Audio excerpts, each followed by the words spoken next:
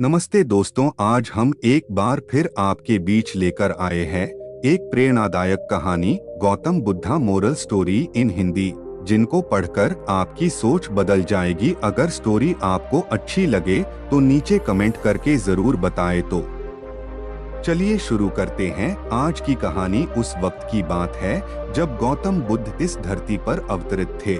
एक दिन गौतम बुद्ध धन के प्रचार के लिए वैशाली नगरी में जा रहे थे। वह अभी थोड़े ही आगे गए थे कि उन्होंने देखा कि वैशाली नगरी के कुछ सैनिक भागते हुए एक लड़की का पीछा कर रहे थे। वह लड़की बहुत ही डरी हुई थी। वो एक कुएं के पास जाकर खड़ी हो गई और हांफने लगी। उसे प्यास लगी थी तो उसे पानी पीना था। भगवान बुद्ध ये सब देख रहे थे। फिर उन्होंने उस बालिका को अपने पास बुलाया और कहा कि तुम उस कुएं से पानी निकालो और स्वयं भी पियो और हमें भी पिलाओ।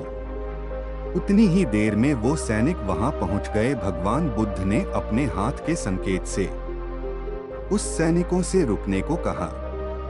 फिर उस बालिका ने गौतम बुद्ध को कहा कि महाराज, मैं तो अछूत हूँ। मैं इस कुएं से पानी निकालूंगी तो जल दूषित हो जाएगा। मैं आपको कैसे पानी पिला सकती हूँ?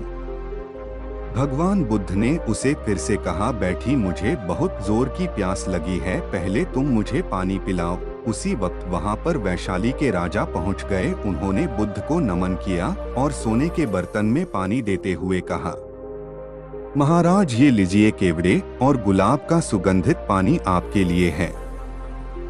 लेकिन बुद्ध ने उस पानी को लेने से इनकार कर दिया और कहा कि हम इस बालिका से पानी पिएंगे। राजा थोड़ी देर वहां रुक गए। बुद्ध ने फिर से उस बालिका से अपनी बात दोहराई। फिर बालिका से रहा नहीं गया और इस बार साहस बटोरकर उसने कुएं से पानी निकाला। फिर पानी स्वयं भी पिया और बुद्ध को भी पिलाया। फिर पानी पीने के बाद बुद्ध ने बालिका से पूछा, पुत्री, तुम इतनी डरी हुई क्यों है? तुम्हें किससे भय है? फिर बालिका ने पूरी बात बताई कि मुझे राजा के दरबार में गाने का अवसर मिला था। मैंने गीत गाते हुए नृत्य किया। सभाजनों ने खूब आनंद लिया। महाराज को भी बहुत अच्छा लगा। फिर उन्होंने अपनी माला मुझे भेंट की, लेकिन महाराज को किसी ने बताया कि मैं एक अछूत कन्या हूँ। फिर महाराज ने उस कन्या से पूछा कि क्या तुम एक अछूत कन्या है? फिर मैंने बताया कि हाँ, मैं अछूत हूँ।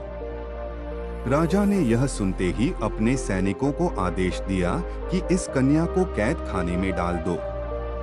मैं किसी तरह वहां से बचकर यहाँ तक पहुंची थी तो आप मुझे मिल गए। बुद्ध ने पास में खड़े उस राजा को कहा कि सुनो राजन, मैं चाहता हूँ कि मेरी इस बात को आप सदैव याद रखें कि किसी भी इंसान की पहचान उसके धर्म या जाति से नहीं पर उसके गुण और कर्मों से की जाती है।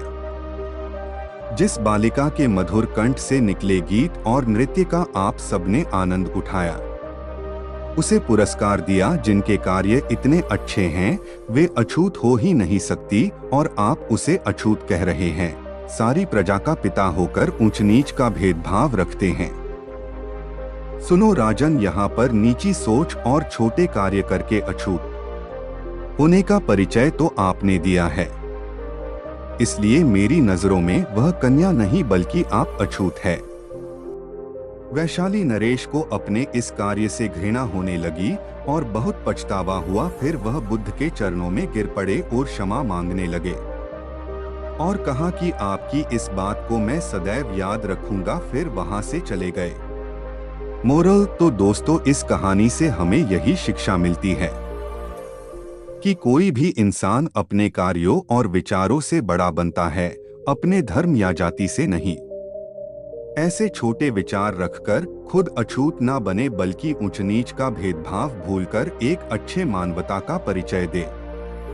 आप इस Gautam Buddha moral story in Hindi लेख को कहानी रिश्ते की के माध्यम से पढ़ रहे हैं।